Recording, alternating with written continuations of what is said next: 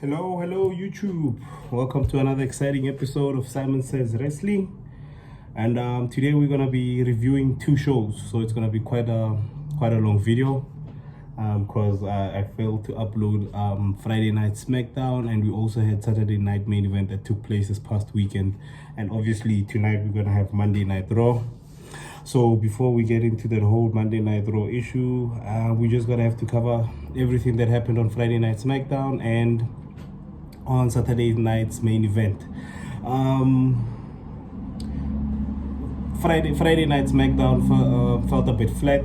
Not a lot of exciting things happened this Friday night SmackDown. Great matches as always. We're always having great matches as of late. And Saturday night's main event was Jacob Fatu's stomping ground to basically just say that he is here. He stole the show. Everything he did, from the promo when he walked out, when he went into the ring, and with the match that he had with Braun Strowman, it was such a great match. Two giants at it, two meaty men going at it, as Big E would say. Big E would say that he loves when meaty men just go into the ring and then start going at it. It was a great match that they had, and as like I said before, Jacob Fatu is the future of the WWE. And if you had any doubts before, or if you had any doubts as to whether he could in potentially maybe carry the company one day, I think all the doubts were just silenced on that day. Even if you do doubt him, I don't think you'd want to bump into him in the street and be a evident hater or doubter of Jacob Fatu, because he would just kill you. With Friday night SmackDown, obviously it was in Austin, Texas. We had Cody Rhodes to start off the show. Obviously it was mentioned that it's his dad's hometown, and obviously with the interview just asking Kevin what are his thoughts on what he's facing and dealing with when it comes to Kevin Owens. And sometimes I just feel that Kevin has always been right. I don't know, maybe I'm a Kevin Owens kind of guy, but there's evidence to prove that Kevin Owens might be right in all of this, because obviously some fans till this day cannot in any way explain or put into terms why Cody Rhodes would try to then even help the one person that they tried for so long to dethrone without even having received an apology as to the things that Roman has done to Cody himself. So it's weird. I don't know, maybe I'm a biased Kevin Owens fan, I probably am, but I feel Kevin Owens is right. And like I keep saying on every single video, Triple H, please do the right thing. I need a graphic for Kevin Owens to announce, like, that says for him that he is the undisputed universal champion, and in brackets you can just put winged belt, just to give the man the respect that he deserves.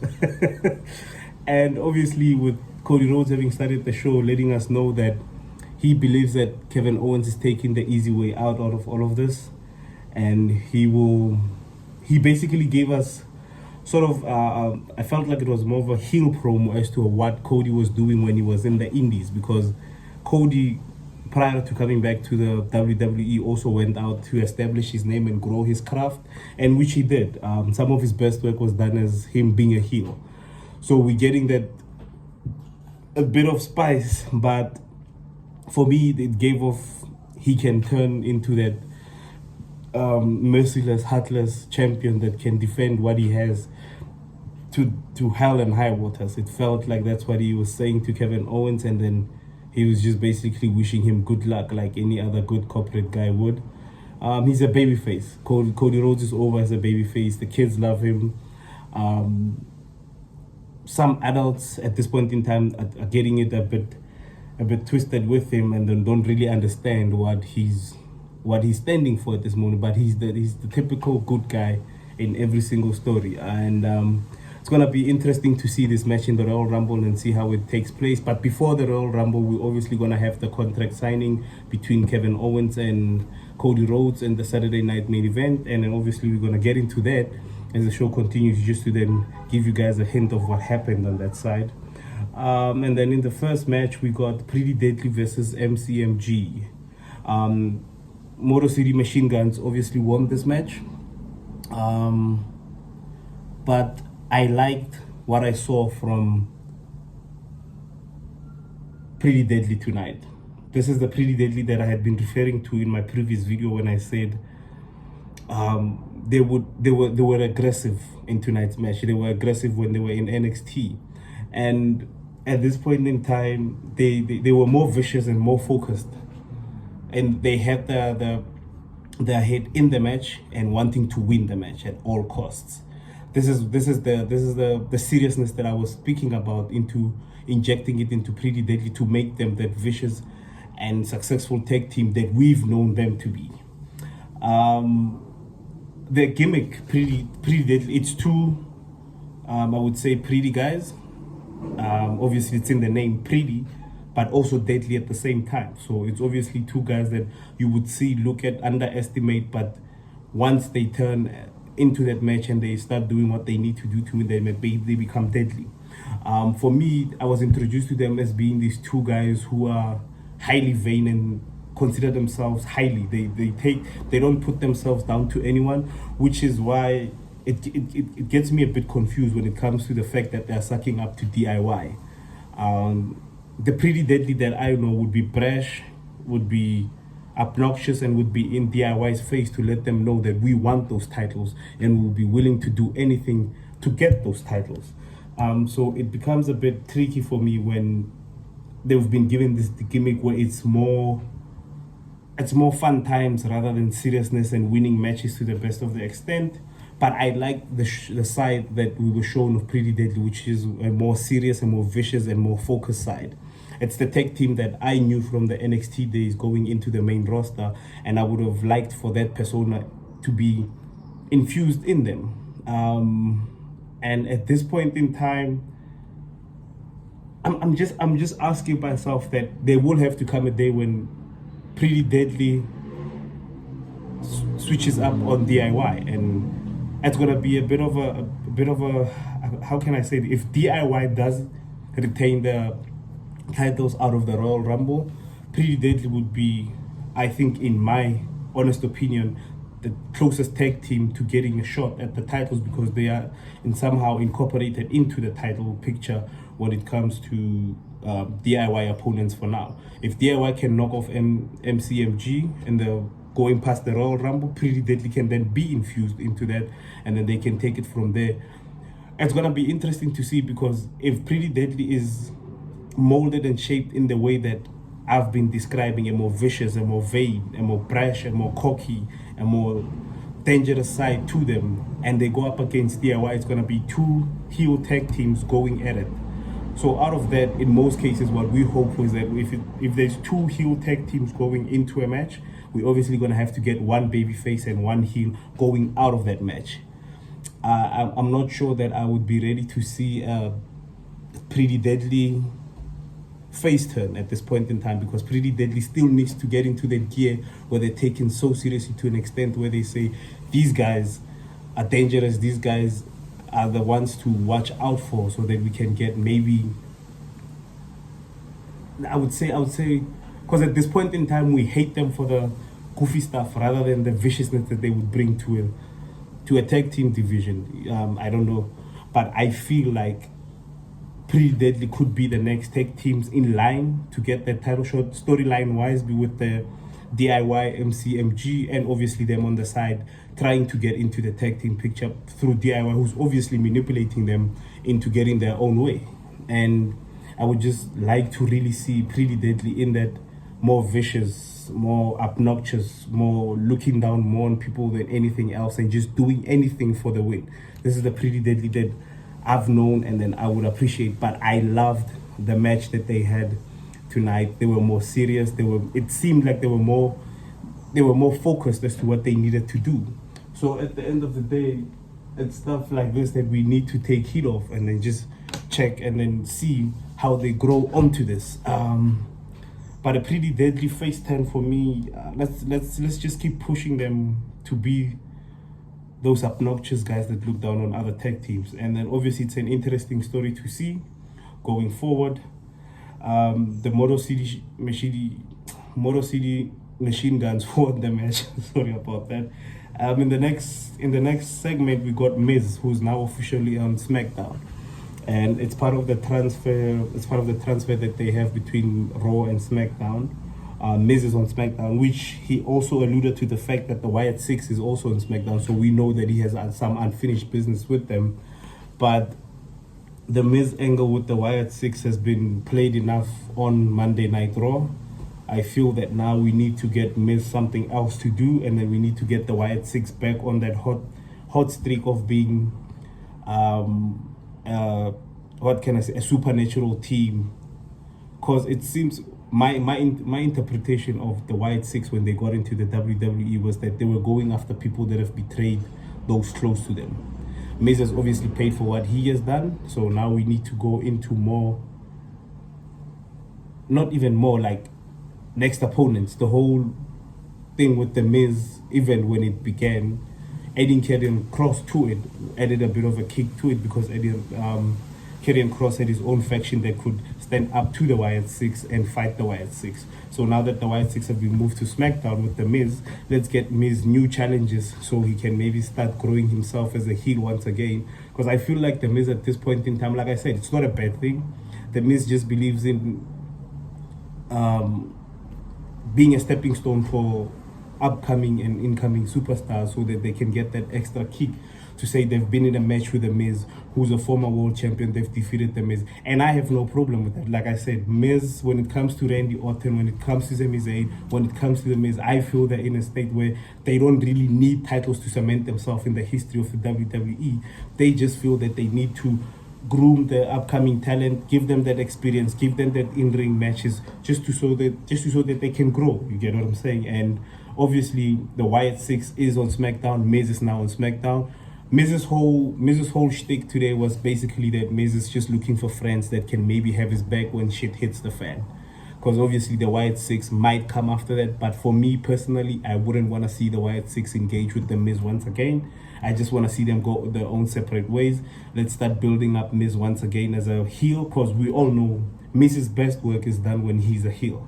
The Wyatt Six also need a new direction into a new faction that they can actually start to fight with someone. Like, for instance, you can have the Wyatt Six come back to help Braun Strowman fight off Jacob Fatu, Tongaloa, Tamatonga, and Solo Sikoa. Once they're all back, then we have a faction that can go against a faction. So now we say, for instance, Braun Strowman starts struggling with that faction, because in recent headlines it's been stated they wanna move away from calling their faction, which is Solo Sikoa's faction, as the Bloodline, because it creates a bit of a, it's always created a weird one, because we would always say the Bloodline 2.0 versus the Bloodline, the OG Bloodline versus the Solo Sikoa's Bloodline. So it'd be nice to have a new name for them, so that they can separate themselves from that whole Bloodline issue, and then see how we can start building each and every single member in that group to stand for something and represent that faction. So personally, Miz heads his own way, Wyatt Six heads their own way. Start a new storyline, start something fresh. It's a new company. We can't be dragging stuff that went from Raw and put it onto SmackDown. The Wyatt Six themselves can be an attraction. The Miz himself can be an attraction. And obviously, Uncle Howdy has already punished the Miz for the things that he has done before. And obviously, for me personally, I would like to see the Wyatt Six have their own direction going forward, and I would like to see the Miz having his own direction going forward. Kevin Owens came out of the crowd, my champion, my true Universal Champion, came out of the crowd and requested that he needs to be respected, and where is his interview?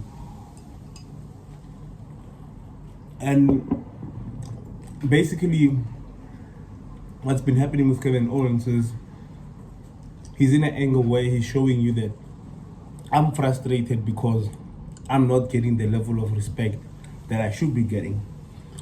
I'm being looked down upon, yet someone that I feel that I've helped to get to where he is, I'm not getting enough recognition for it.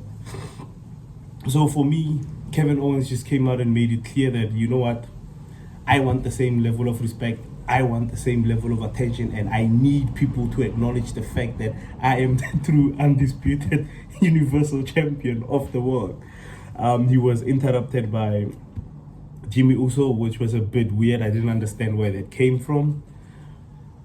And Jimmy Uso basically told him that he talks too much. just took a right, swung at him, then was about to hit a frog splash, which then Kevin Owens just rolled out of the ring. And it's just so, it was a weird segment. I didn't understand why Jimmy was coming out, but I sort of pissed it at the fact that they have a 3-hour show. They need to put in matches, they need to put in fillers into what's going on and going forward. So I didn't have a problem with that because Kevin Owens himself does have history with the bloodline.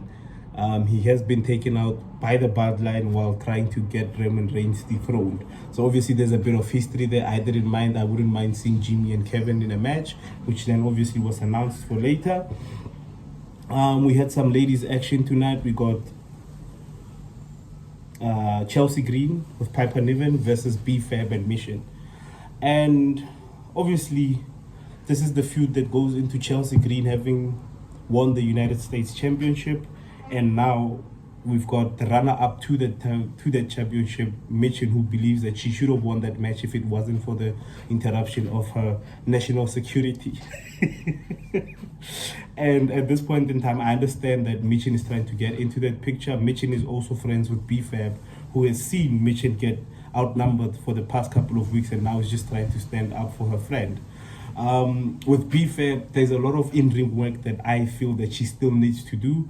When I look at her wrestle in the ring, I'm getting vibes of Alicia Fox. Because if you guys remember Alicia Fox was about the same height, if not taller than B-Fab. She used her legs a lot. I'm getting Alicia Fox level of entertainment, of athleticism from B-Fab. She just needs to polish up a couple of things here and there. Personally, for me, she would make a great addition. Well, she is a great addition to the women's roster, but I feel that her in-ring work still needs to improve to a point where she can take moves, she can give moves, given that she looks like she's very athletic, and that's obviously a great thing. And she gives me Alicia Fox vibes. I don't know why, but when I saw her get tagged in, I just felt like, oh shit, here comes Alicia Fox. And it was such a great tag team match. And then obviously, let me just check here. Michin pinned Chelsea. So with Michin having pinned Chelsea now, does that now qualify Michin for another tag title shot with Chelsea Green? Or are we just taking that as a tag team win and then maybe go for the women's tag titles? I don't know. But I feel that with the history that's there with Michin and Chelsea Green, we obviously now have to I think personally they're gonna take this match and then maybe push it past the Royal Rumble to get these 4 women the time and the spotlight that they need, so that we can build something off of that.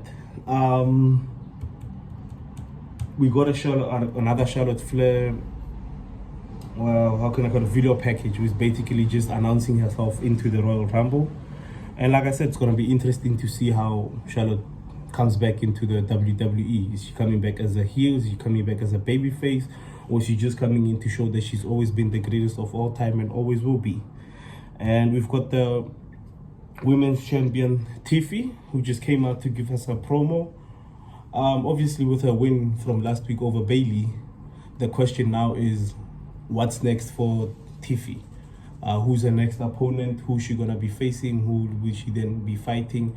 And what's the story going past and into WrestleMania? So it'll be interesting to see that, but it looks like they're just giving it up until the Royal Rumble. For whoever the women's Royal Rumble winner is can get to decide who they're choosing. And then I think from there they will build a feud going into WrestleMania to obviously extend her title run. It will be interesting to see. The one thing that I have noticed, with Triple H, it seems like he has obviously taken these titles, every title, whether it's from the tag team championships to the Intercontinental to the United States, whether it's both on women's or the men's side, he's given the champions more time to rest, and obviously giving them matches at pay-per-views, which I believe makes the title that more important. We had great champions, like for instance, we had John Cena when he was the United States champion. He would have an open match challenge every week for the title. After a while, after 4 matches with Cena having won those matches, you would feel that the title wasn't as relevant or more important as it should be. Not saying that John Cena ruined it, but at the time, when a title gets defended on a show, for instance, a Monday Night Raw or a Smackdown, or in a show, like if it gets defended on a show, it's not as a big feel as when it gets defended on a title shot. And I've noticed that Triple H, I think I could be wrong, Triple H is literally just giving his champions that time and then giving them the spot where their title defenses are on pay-per-views, or if it's not on the pay-per-view, it would be something that you put as the main event of that show. And I think that adds more importance to the titles and gives it that much prestige, so that at a certain point we don't have championships that are getting changed every week. This week you have this, 3 weeks, let's say now this week you have Chelsea Green as a champion. 3 weeks later she loses the champion, it goes to Mitchell loses the title. 2 weeks in, it goes back to Chelsea Green. It basically creates a chain of making the title look like it's just a pass-by thing. And I'm really loving the fact that Triple H is taking his champions and he's putting them on the show to let you know that the champion is still there. The title will be defended there and there, and it builds up into that title. It makes the match more exciting, more like it builds more suspense into watching the show, rather than feeling that, oh, we've got another United States Championship open, he's gonna win, because obviously this is something that it's still new. You can't then lose the title on your second defense of the Open Challenge on the same show. Yes, you are a fighting champion, but I feel it took away from what the title means, the prestige of the title in cases like these. And obviously with Tiffy just coming out, just letting us know that she's ready for whoever's going to win the Royal Rumble. I love it. The one thing that I still do not get to this day, I honestly do not understand why they keep doing this. They did the same thing with Jey Uso. Jey Uso announces the fact that he's going into the Royal Rumble, but he's got a title match next week. Already, that in itself is messing things up. It's already giving us the prediction that, oh, he's not going to make it to that title. He's not going to make it to that title. He's not going to win that match. And it's just going to be another disappointment for us to watch, because we already know that, we know that he's going to lose, because he's already in the Royal Rumble. Because the champion cannot then say, I'm declaring myself into the Royal Rumble. The only person I've ever seen do that was Brock Lesnar. I think it was in the 2020 Royal Rumble. And it worked because he announced it. He announced that he would be in the Rumble, and he just wants to get rid of all the other 29 guys to show that the whole roster is not worth him giving them the time and the matches that they feel they need at the time. But when you, as Nia Jax, come out and tell us that you're going to be in the Rumble, but you already have a match at Saturday night's main event, it gets very tricky for us. We're like, okay, then we're already expecting Nia Jax to lose at the Rumble, at the Saturday night's main event. We already know that Rhea Ripley is going to retain. So I don't understand. And what is Candice LeRae doing? Why don't we take that opportunity to say, no, we're announcing that Candice LeRae is now officially into the Royal Rumble. So that way we build the superstar that's with the person that has a title shot this weekend, to then maybe build something out of it. Because it doesn't, I don't understand what Candice LeRae's role with Nia Jax is. Is she a tag team partner? Is she someone that's working with her to get, what's Candice LeRae's move? What is she doing? What's she hoping for? Wouldn't it be better if she herself just announced herself into the Rumble and said, Candice LeRae, I announce myself into the Rumble, and when Nia wins the match and Saturday night main event, I will then maybe consider the fact that I will challenge my own friend for the title to say, you know what, this is what we're doing. But for the fact that Nia Jax announces herself into this, I think now this is the first it was Jay, or now it's Nia, and I have no idea why they keep doing this, but I guess Nia Jax is in the Royal Rumble. After that, Nia Jax with having come out, Bianca and Naomi also announced themselves into the Royal Rumble, and they had this weird conversation where Naomi started saying that she's gonna win the Rumble and get the championship. Bianca said she's also gonna win and get the championship. The Rumble can be the beginning of the split for this tag team, in my opinion. It can be where we start to show the cracks and where we start to show everything. Given the fact that I don't know whether Jade Cargill will make it in time for the Rumble, but I feel that if she can't make it, then we have a great story with Bianca and Naomi obviously turning on each other and just showing the cracks in that relationship. Obviously, we do see the cracks, we do see the side eyes, we do see that, okay, we're still wondering who attacked Jade. So the Royal Rumble is the perfect time for them to split that team and then just show more cracks into it going forward. Liv Morgan and Raquel came out. Liv Morgan also announced that she would be in the Royal Rumble. What is Raquel Rodriguez doing then? What is Raquel Rodriguez doing at the Royal Rumble? She's a wrestler, she's female. What is she doing? We already know people like Liv Morgan. These are the names that you cannot leave out of the Royal Rumble. Royal Rumble should also be made to push certain superstars. Being in the Rumble already in itself is an honor. Winning it is the greatest. Like, you get to main event at WrestleMania for the main title in that division.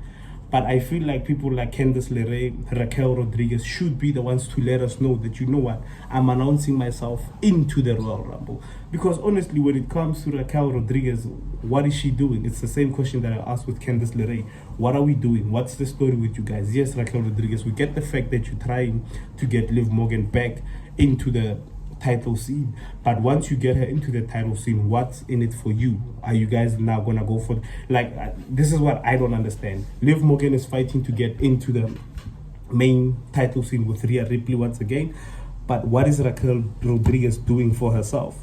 This is why I keep asking myself, why isn't it that we don't leave the obvious names out? Yes, the obvious names can be said and you can just announce it passing by, but in segments like this, I believe people like Candice LeRae, Raquel Rodriguez should be the ones to announce. But if the women that they are side by side with are not announcing it, you get, like, these are three women that I feel: Piper Niven, Raquel Rodriguez, it's Piper Niven, it's Raquel Rodriguez, as Candice LeRae. These three women themselves, they have someone that they are working with to help those people align themselves or keep with obviously with Piper Niven, it's to help Chelsea Green retain the title. With Raquel Rodriguez, it's obviously to get Liv Morgan back into the title picture. And with what are we doing? Are we just helping those ladies retain what they need, or are we then gonna start setting a story for all these three ladies to bite their teeth into? They can't always be the ones that take the hits for these women so that they don't look, so that to make the opponent look bigger, look stronger, and going into that match. We need to have a story for these women. We need to have a story with them, with their partners.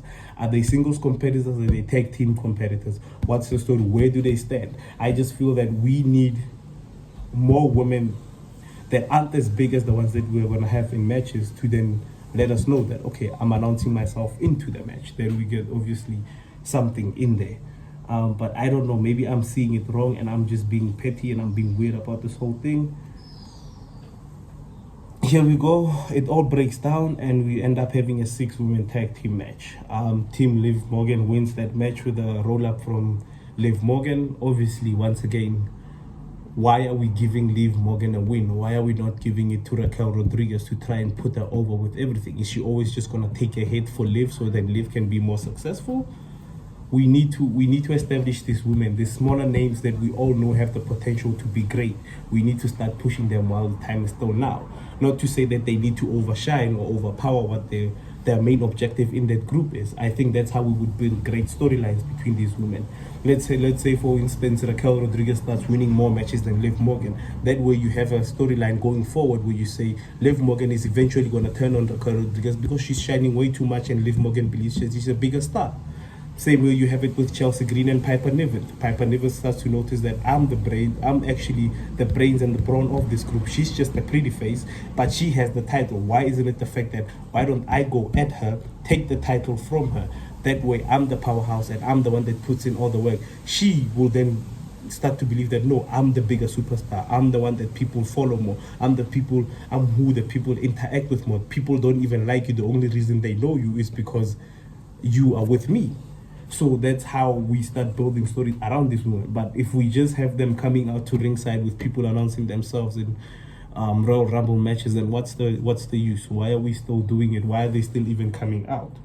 And at this point in time, we have DIY is Johnny Gargano going against Apollo Cruz. Now, I cannot stress enough how much of a great athlete Apollo Cruz is. He's always been a great in-ring competitor, great high flyer. Guy has a physique that looks like it was chiseled out of a Greek god's imagination. That's Apollo Cruz. He's always been great in the ring and always will be. And with now what they're trying to do with him now, getting him into the title picture scene, but he doesn't have a tag team partner. At the end of the day, Apollo Cruz pinned Johnny Gargano. If he had a tag team partner, then we would now be liable and ready for a tag team match between those two teams. But I don't understand why Apollo Cruz, who doesn't have a tag team partner, goes after a tag team. Apollo Cruz has been put into a tag team division where he's trying to show pretty deadly that DIY is using them. But Apollo Cruz himself doesn't have a tag team partner. If Apollo Cruz had a tag team partner and had pinned Johnny Gargano tonight, obviously we would have a story going in there where we say, you know what, I pinned you last time. It's time for me and my partner to get maybe as a match against you and Tommaso Ciampa, non-title match, win that match, and then obviously be liable for a tag team match. But why is Apollo Cruz being presented on TV as a loner? We need Apollo Cruz to have a partner. Personally, that's how I feel. Could be certain other opinions which differ from that. If you feel that Apollo Cruz would have Cedric Alexander is still part of the WWE. Bring back Cedric Alexander, team him up with Apollo Cruz, have them compete in the tag team division. The tag team division at this point in time is stacked. It has some great talent, and we have some great guys who can build great stories around that whole tag team division. It's not struggling in any way, but we can make it better than what it already is if we just started adding certain elements to it. And the fact that now Apollo Cruz just pinned one half of the WWE Tag Team Champions, but he's not getting anything from that. So for me, let's just get Apollo Cruz a partner and try to have him entangled into that whole tag team situation. Following match, we had LA Knight versus Tama Tonga. And yeah, LA Knight obviously has beef with Tama and Jacob because they had interrupted him in his match for the United States champion against Shinsuke Nakamura, which is also another champion who I only see here and there. And I feel that it's bringing that whole, yes, the title might be out of sight, out of mind, but the fact is, it's getting mentioned on every single episode of Smackdown that the United States champion Shinsuke Nakamura. Yes, now it seems that LA Knight is more focused on trying to get what's his, a piece of flesh from both Tama and Jacob. But where does that leave Shinsuke? What's the story going forward with Shinsuke? And then I like the fact that for now he might be wherever he is, but he is with the title and he has it. He's the United States champion, and I feel like going out of the Rumble, we need to know what's the way forward with Shinsuke, what's his next opponent. Yes, he also needs to be on TV as well. You have to be the champion, and you have to be on TV to remind us that you are still the champion. I haven't seen Shinsuke in a while, but I believe maybe he might be on leave or something of that nature. Hopefully everything is okay on his side. But like I said earlier in the video, it gives the title that prestige, that fact that it only gets defended on pay-per-views and stuff like that. That's what I was referring to. But I need to see my champion. I need to know my champion is still in the bag. The same as what we're doing with Braun Breaker. Between the feud between Braun Breaker, Sheamus, and Ludwig Kaiser, Braun Breaker, as much as he was placed in the front row seat, he would still let people know that, you know what, I am a champion and I need to know who my next opponent is. And whoever it is, I'm going to knock him out of the way. That's what we need to know. The same with what Shinsuke, I believe, should be doing at this point in time. As I was saying about Shinsuke Nakamura, I feel that he needs to show up more on TV. And yeah, we're experiencing a bit of technical difficulties on that side. But I just need Shinsuke to show his face, unless maybe he's attending to some personal stuff, which then it's understandable as to why he's still not showing on TV. LA Knight won the match and obviously was attacked by Jacob at the end of the match. And then Braun came out to then help LA Knight. It's a confrontation between the two that we were looking forward to seeing on Saturday night. It's main event. And obviously with SmackDown's new requisition, it seems like Damian Priest is now part of the SmackDown family. It's still part of the transfer. It seems like a transfer is just managers playing Russian roulette with superstars at this point. We just get it announced as it happens on a weekly basis. There's superstars that's getting moved from SmackDown to Raw and Raw to SmackDown. That's all I can see. That's what's going on at this point in time. Damian obviously is going to be a great addition to the show. We're just going to have to see what the angle is with him going forward. What are we then hoping to achieve with Damian Priest? But it looks like he's going to be pushed into the title scene, as we had a bit of a tease where he bumped into Cody Rhodes with Cody Rhodes saying, "Welcome to SmackDown," and Damian Priest just saying to him, "I'll see you soon, champ." Basically saying to him that I'm coming for that title and I'm looking and I'm keeping my eyes on that title. I just want to shout out Carmelo Hayes. Carmelo Hayes at this point in time has been putting on matches every single week. I think for the past 4 weeks, if not more.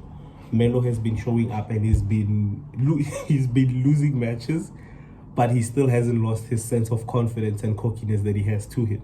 That's the one thing that I feel that Carmelo Hayes at this point in time needs to be applauded for, the fact that he shows up every single week and then shows out for every single person that he needs to. He has this brash, cocky mentality to him, given the fact that he's also great in the ring and on the mic. I just feel that at this point in time, we need to get Carmelo Hayes a manager.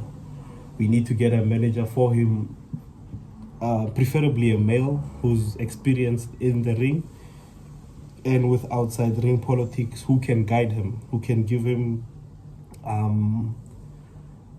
basically bullet points as how to improve and pick up more victories and then put himself in title situations. Because obviously Melo at this point in time is portrayed as the brash, young, cocky superstar who's more interested in crowd pleasing and crowd interaction than he is on focusing on his opponents, which then you will see in the silly mistakes that he makes when he gets one up on his opponents, rather than putting on the pressure and then dealing and then focusing on that opponent. He would rather interact with the fans and then ask them, "Is this the person you're cheering for over me? Look at me, I'm great, I'm Melo, I'm on top of him, and I am him." So at the end of the day, I just would like Carmelo Hayes. It's an idea that I have. I don't know whether they'll use it or not. I don't even know if they watch this show, but I'm gonna speak it into existence. Triple H watches this show.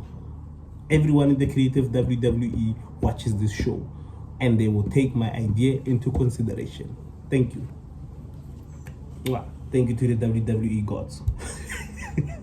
And I just feel that Carmelo needs a manager. Carmelo needs a former superstar or somebody who's willing to, that has the pedigree of titles that they won, to come in and give him direction, tell him you need to focus, you need to leave the fans out. Sort of like, I believe JBL would give Carmelo Hayes that sort of guidance. It's someone like JBL, someone who's been in a tag team, who's had to go off in a tag team, because obviously at some point we knew Carmelo Hayes as a tag team partner to Trick Williams, but they were not a formal tag team, but they were brothers, and then they would always have this friendly banter in between each other, which then unfortunately Carmelo Hayes turned on Trick Williams. But I believe now in the main roster, he has everything that a big superstar would need to make it in the WWE, but he just needs someone to ground him and then give him direction as to what we're doing, how we're doing it, how we're getting there, how we're gonna get you into, like, basically a manager. I feel that's what Carmelo Hayes needs at this point in time. But the guy shows up on every single freaking episode of Friday Night Smackdown. He has a banger match. He has great in-ring abilities, and he's also great on the mic.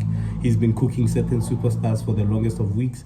We all know the talent that he has, but he needs someone to ground him and start giving him wins so that he can start putting himself in bigger positions and bigger matches to start performing on bigger stages. Because we all know Melo is him. Honestly, everyone knows Melo from the NXT days that, you know what, Melo is him, and he has the ability to become a superstar, a great one at that. We got a surprise announcement which caught me off guard. It's a match that I haven't seen in the longest of time. It's a 2 out of 3 falls match, and it's gonna take place between DIY and Motor City Machine Guns. And I can promise you this now. This, I think, should be the match that ends the feud between Motor City Machine Guns and DIY, so that we can, with this 2 out of 3 falls tag team match, we know what we're doing with both teams. Are we then separating them from each other and then building back whichever team has lost back into the title picture? I feel that DIY is gonna win this one because there's more of a story there with them than there is with the Motor City Machine Guns. Motor City Machine Guns is a tag team that won the titles on their second match, I think. After the second, yes, they had a debut match. On the second match, they won the titles. I also believe Motor City Machine Guns is the kind of tag team that can actually help other tag teams in the division to grow. Not saying that they should be left completely out of the tag team picture, but they can help other tag teams in that division grow. They can help a Pretty Deadly. They can help Angela and Alberto to grow. Obviously, there's more tag teams that they can help going forward to build them into bigger matches, bigger stages. I believe that they're an accomplished team. They have done everything in the industry to this day. They have won every title. They have conquered every promotion that they've been on. That now that all they need to do is just start pushing superstars in the tag team division to give them that much of a leverage and show that we've got these people here. And it's gonna be a fantastic match. I can already see it now. 2 out of 3 falls with DIY already. Tommaso Ciampa and Johnny Gargano, great in-ring chemistry with both of them. They've been working with each other, I think, from day one since they knew each other. So it's gonna be interesting to see. And we went into the main event of tonight. And ladies and gentlemen, as much as Kevin Owens, and I'm sorry, Kevin, I'm sorry to say this, as much as he's not the actual Universal Champion, Kevin Owens is a fighting champion, ladies and gentlemen. Kevin Owens is a definition of a fighting champion. Raw, Kevin was there. Smackdown, Kevin is there. Having matches. It was great to see Kevin in the main event, and obviously, having won that match, Kevin wanted to hit Carmelo with the band move, and this is where Cody Rhodes came out for the save. And like they said when the show started tonight, every time Kevin Owens and Cody Rhodes see each other, it's on site. There's no questions asked. There's no who's running away from who. It's just beat the living shit out of each other. And obviously, with going into Saturday night main events, we just needed to find out what was the story. And obviously, SmackDown ended with them brawling.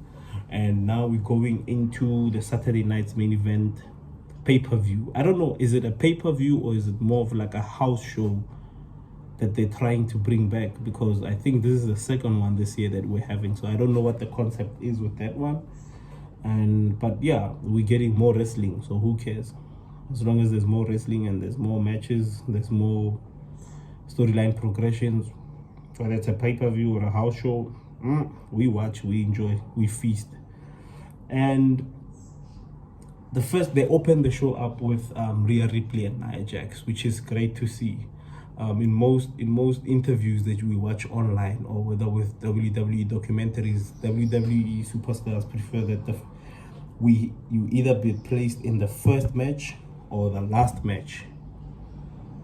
That way you set the tone for the whole event, and I believe Nia Jax and Rhea Ripley actually delivered onto how they were gonna set the tone for Saturday night's main event. It was a great match that we've seen the match before, obviously, but for the fact that they were given that spot to start the show off and set the tone for it, this is what gives us that advantage to see, okay, now this is what we're hoping for, and can they keep this momentum going? Rhea Ripley retained, and Nia Jax, apparently, this is my issue once again comes in. Nia Jax is officially into the Royal Rumble. Yeah, you kind of announced it on Friday Night Smackdown, so it's kind of useless for you to then announce it now. But yeah, I honestly need them to work on this one. Sheamus went one-on-one with Braun Breaker on Saturday night's main event, and they had a special guest commentator, which was Jesse Ventura, which obviously he still hates Scott Steiner till this day. He made reference to Scott Steiner's most infamous promo and said, Braun is a Steiner, and obviously to him 2 + 2 = 5. You can never go wrong with Scott Steiner, yeah, another legend and another great wrestler that we had once in the business. And Braun Breaker is actually his son. So yeah, it's great to see that lineage being passed on to Braun. And obviously Braun has been a great champion. He's been a standout, to be honest. And Braun won the match.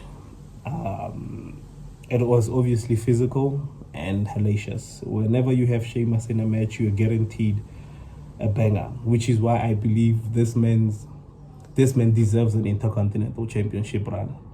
And I love how they're adding small details, with Michael Cole having stated it out tonight that this is the 10th attempt that Sheamus is having for the Intercontinental Championship, and it's the one title that's always eluded him. So obviously I feel this is obviously time to add that Shawn Michael desperation into Sheamus, because there was a time where Shawn Michaels was so obsessed with facing The Undertaker at WrestleMania that he was so fixated and so fixed on trying to beat The Undertaker that he would do anything to get the match with him. I think it's the time for us to add that to Sheamus now, and obviously maybe even have a title versus career match with him and Braun at WrestleMania to give them that oomph, that kick, that feeling that they need to do this. Sheamus has obviously been failing. This time there was no interference, there was no shenanigans that took place in the ring that might have costed him the match. He lost it clean to Braun Breaker, and where to from here for Sheamus? Where to from here? Personally, I would just like to see a title versus career match at WrestleMania. Not only do you put them on the card for WrestleMania, which is one of the biggest events in the WWE, you get to then push that thing that it's finally time to give Sheamus that title. It gives Braun enough time to hold on to it, to actually accumulate the number of days and months going into WrestleMania.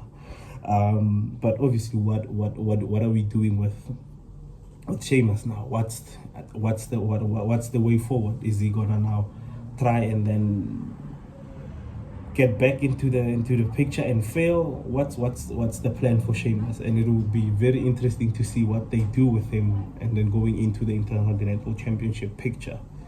So it was a great match between the two, very physical, obviously, banger all the time with Sheamus. And then we got into the contract signing between Cody Rhodes and Kevin Owens. Are you guys paying attention to the shirts that Kevin Owens is wearing?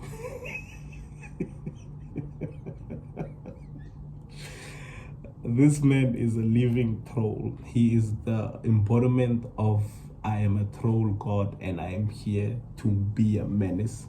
If he and Drew McIntyre were to somehow join forces, I would love for them to open up a Twitter, Instagram, or YouTube channel with just them delivering promos. I mean, Drew just uploaded a flipping video of him cheating on his cat.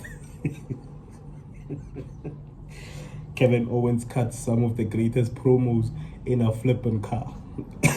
So it would be so great to see this. And it went down how we all saw it going down. with any other contract signing, somebody's gonna get laid out. But in this instance, it had nothing to do with Cody Rhodes putting his hands on Kevin Owens. Shawn Michaels actually, I'm gonna get this right, got Kevin Owens with the sweet chin music.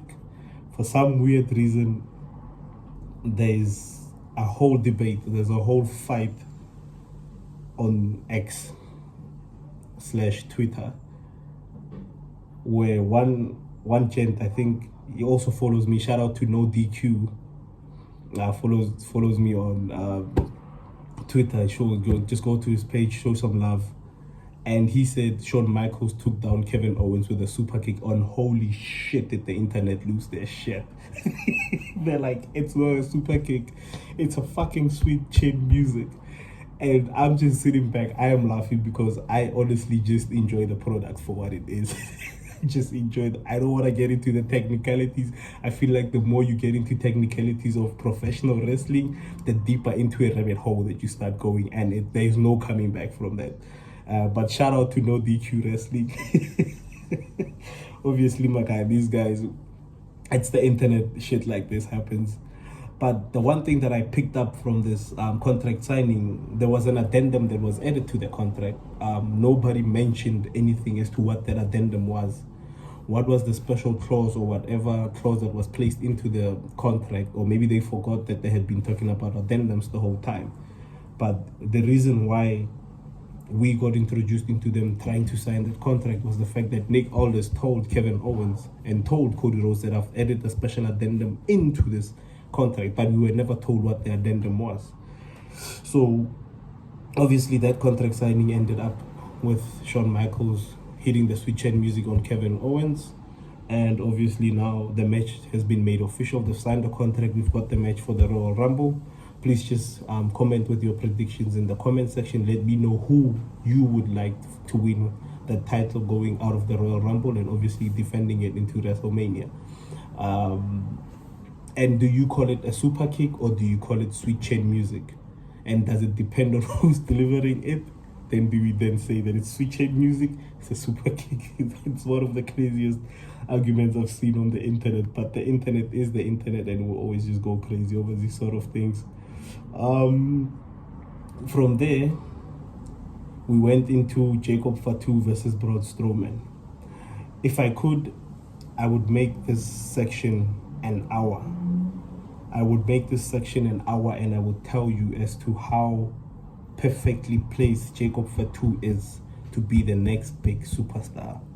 From the moment this guy walked from the hallway giving his promo, going past Gorilla into the crowd, into the arena, walking to the ring, he is oozing aura. He is oozing superstar. He is oozing next big thing. The one thing that I wanted to find out, it's more of like a cultural. I wanted to find out more about this cultural thing. What is the difference with the flowers that the Samoans wear on their necks when going into matches symbolize? And what do the different colors mean? Because obviously you have Jacob Fatu, who was wearing red flowers today, and you also had Jey Uso, who was wearing white flowers. I think he also wore the same white flowers in last year's Royal Rumble, and then with Jimmy coming in wearing red flowers as well. So I just wonder, is there any cultural significance to that? I'm just interested because it's something that I picked up on. I'm like, oh, Jacob has actually got red flowers around his neck, and then Jay has got white flowers around his neck. So just comment in the section, just let me know what is the difference. If you do, I'll probably look it up myself, but I just need to find out whether you guys do know what is the cultural significance of these flowers, because I don't feel that they're wearing them just for aesthetics. It has to represent something, like everything in the Samoan culture, from their tattoos to, I believe, what they put onto their necks. It has to represent something, and I'm just curious as to finding out what's going on. This match ended with a disqualification. Jacob Fatu finally snapping at the referee for trying to stop him into running into Braun Strowman while he was laid out on the bottom buckle. Obviously, this was with the back attack. And ladies and gentlemen, the stage is set for Jacob Fatu. Jacob Fatu has all the tools promo, in-ring, aura, everything about him just stands out. What I didn't understand is why Michael Cole said before the age of 18, he was arrested more than 3 times, and when he got out, he was sleeping on the mattress. I did not need that piece of information, Michael Cole. I have no idea what it was building up to, and I have no idea why you said something like that on TV. But I think maybe Michael Cole was like, I need to add this just to add to the order the fact that this man is dangerous. We all know he's dangerous. I believe everyone maybe did their research on Jacob after he debuted and just watched his prior work in the Indies. He's always been a phenomenal superstar, and like Michael Cole best says it, a man that size should not be able to move that swiftly and that perfectly the way Jacob Fatu is, which is why that makes him the complete package for this. And at this point in time, after the disqualification, I felt like we were watching a murder on national television. We were watching murder take place. The sad part is most of us were enjoying the murder that was taking place, and it was so weird to see Braun Strowman in a situation where he's defenseless, where he's outpowered, where he's like, it's just the viciousness that comes out of Jacob Fatu and what he does. At some point, Jacob did start getting a bit gassed. He started breathing heavy, and he moved a lot slower than what he had already started moving. But I believe that's obviously adjustment to the fact that he had lost so much weight from when he came into the Indies, into the WWE.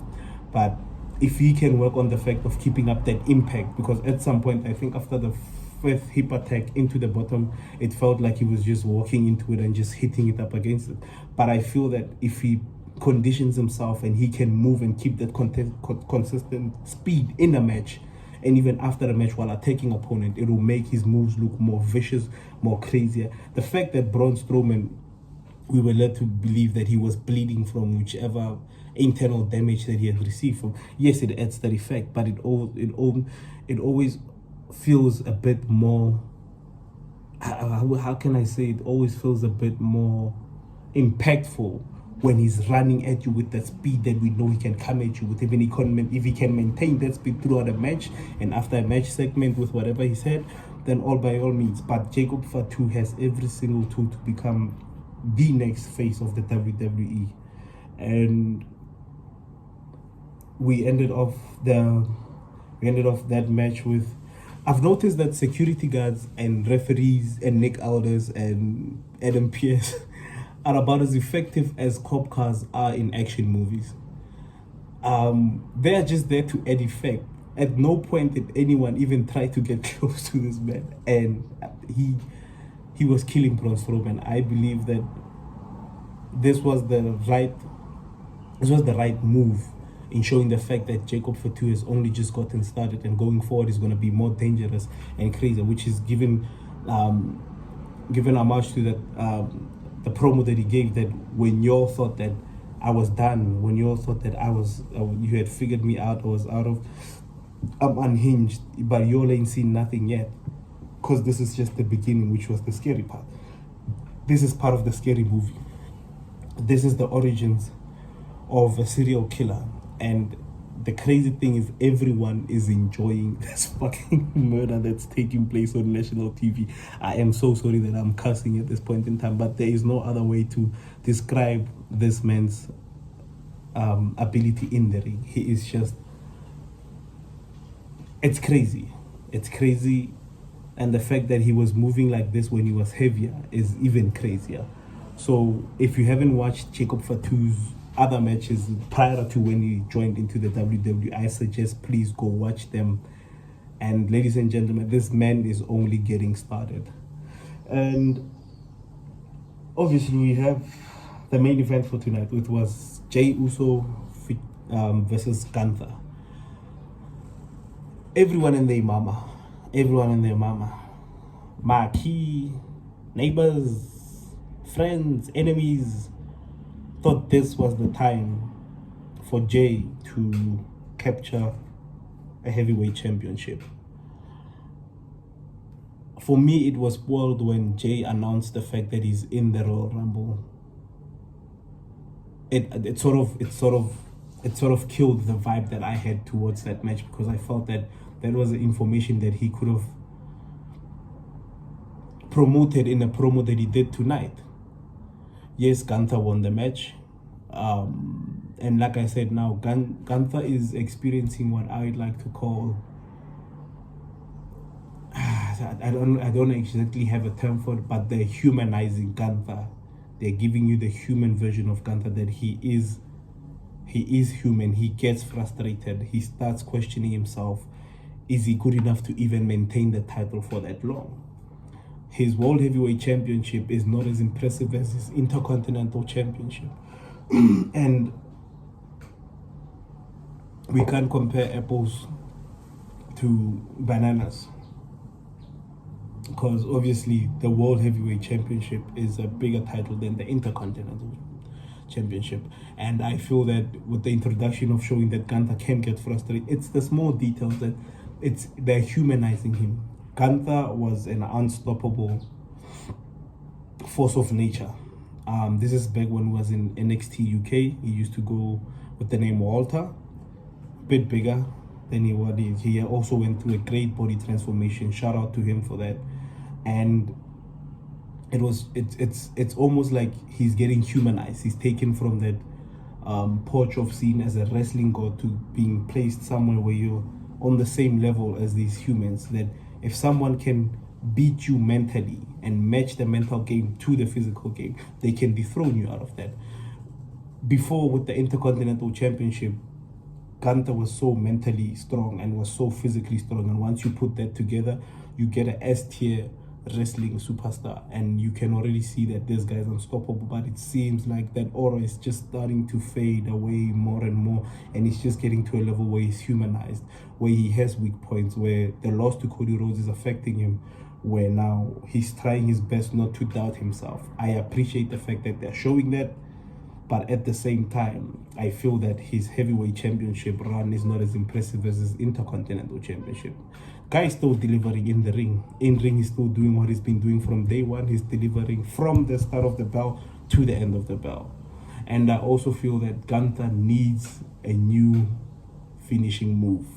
That's something that I've felt ever since he's made his body transformation, because with his body now, he's a bit more toned, he's a bit more lean than what it was. So when he was giving you that power bomb that he delivers to end matches, it had a bit of a more aggressive,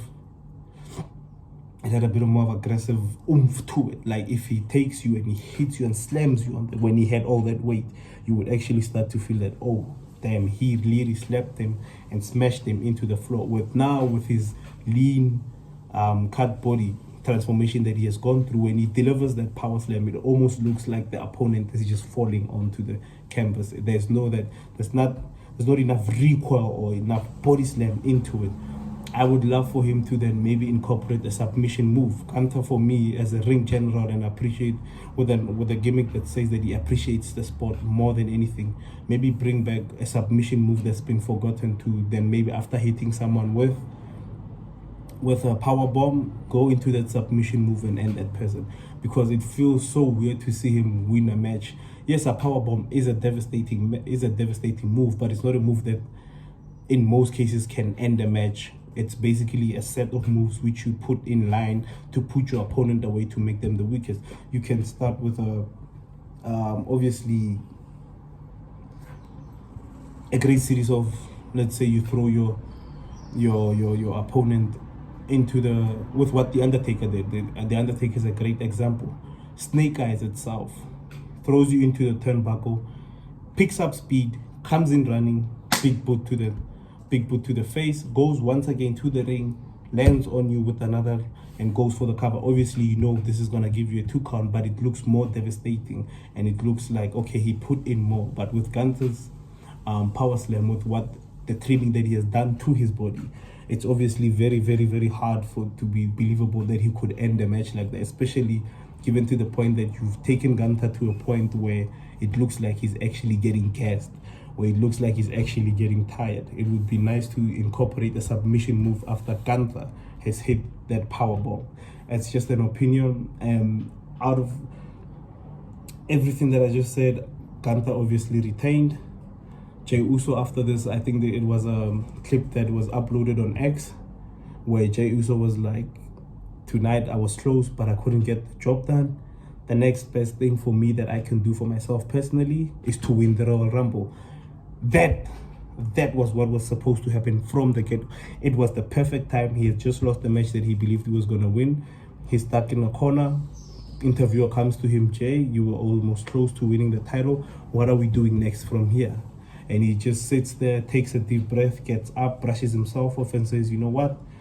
I think the only thing that I can do at this point in time is that I'm winning the Royal Rumble. And then the crowd goes crazy, and that's how you close the show for that night.